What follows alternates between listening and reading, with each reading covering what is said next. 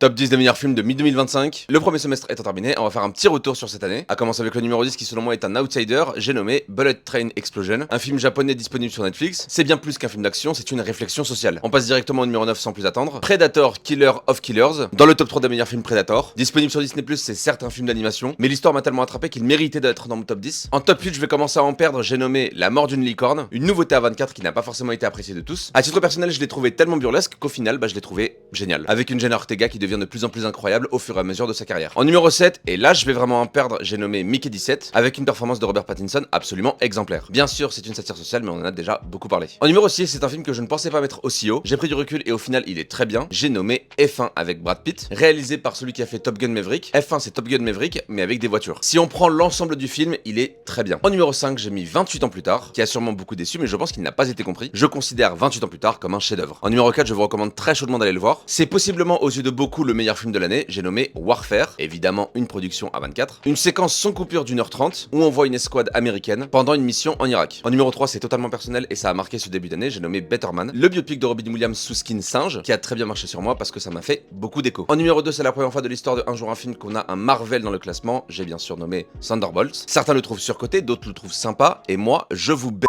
C'est pour moi le meilleur film du Marvel Cinematic Universe, aucun débat n'est ouvert. Et en numéro 1, je pense que vous l'avez déjà deviné pour les habitués, je parle évidemment de Sinners. J'en ai déjà beaucoup trop parlé sur cette chaîne, et je pense être le créateur de contenu qui en a le plus parlé, du moins en France. Allez voir Sinners, je vous en supplie, pour moi c'est le meilleur film de l'année. Je doute qu'il se fasse détrôner. Le seul moyen pour qu'il se fasse détrôner, c'est que le film soit le meilleur film du 21e siècle. Sur ce, j'attends vos classements.